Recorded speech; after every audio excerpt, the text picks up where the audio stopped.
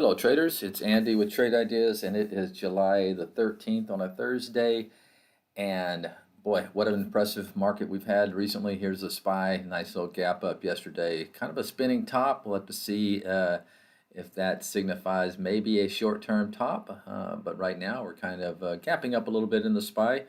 Qs is pretty much the same story there.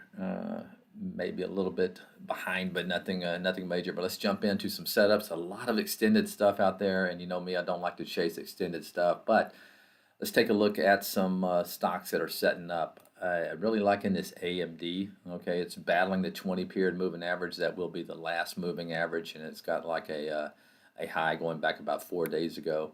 Gapping up a little bit today, so keep an eye on that AMD. Kind of a nice little short-term wedge there.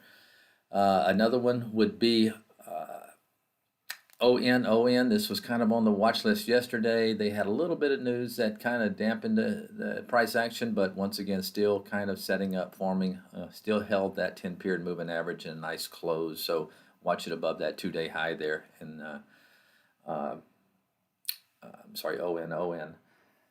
Let's see. First Solar, I think you have to watch. No, that's another one. I'll just talk about this one, FSR, one letter short of First Solar. Nice little bottoming tails. Now this one can be nasty, so be careful.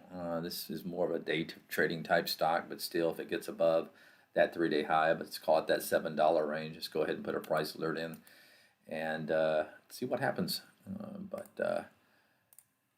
Watch that. And then the last one, First Solar, may be trying to finally turn around. You got the 10 crossing the 20, above the 50, kind of breaking out of a little range here. Looks like it may get above that 200, so I'm already in this one. All right, guys, have a great day. I'll talk to you tomorrow. Bye-bye.